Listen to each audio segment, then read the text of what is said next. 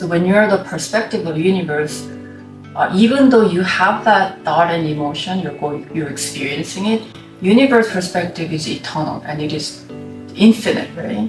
So you can really see it's a fleeting feeling based on the circumstances that you're in.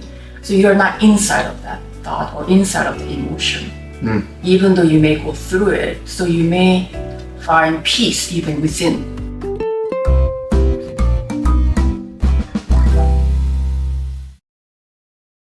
Yes, it's the perspective of the universe, which when I talk about universe, I'm not talking about the material universe. I'm talking about the void.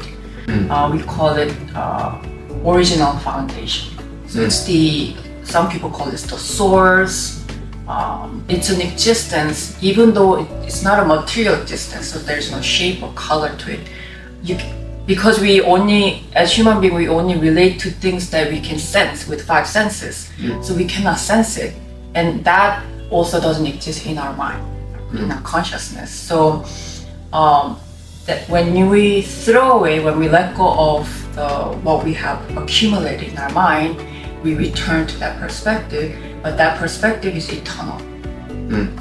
And it is always alive. Some people may call that perspective or consciousness of the creator, higher consciousness. What I mentioned about the universe consciousness is everywhere. They say omnipresent everywhere. As much as you cleanse out, that consciousness will reveal within your mind. And that is what most people call what you will consider the best side of humanity.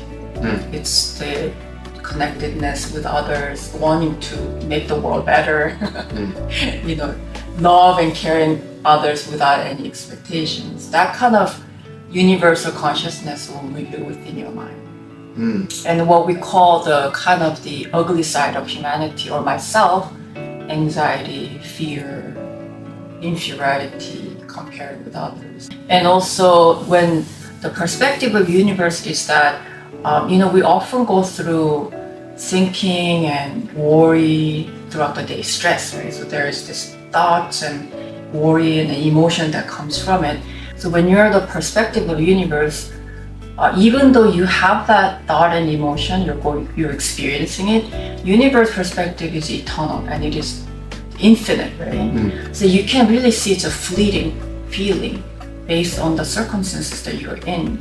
So you're not inside of that thought or inside of the emotion, even though you may go through it. So you may find peace even within, and you kind of let yourself experience it without resisting and fighting it.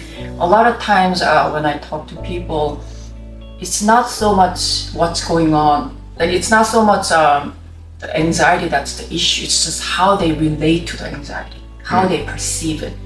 A lot of times people have negative feelings toward and they resist it, they want it to stop, they want it to go away, and they feel negatively about themselves. So those are the things that are added suffering, unnecessary. So when people are at more of that universe mind, they have much more patience and they think of those just daily anxiety as just a passing experience of life. I don't know, I really wish everyone to meditate. I think whatever you're looking for, whether it's peace or answers, whatever it is that you're looking for, it doesn't exist outside, it exists inside of you. But you have to get rid of what is not real. Then when you throw away what is not real, what is not necessary, you will find what you need inside of you.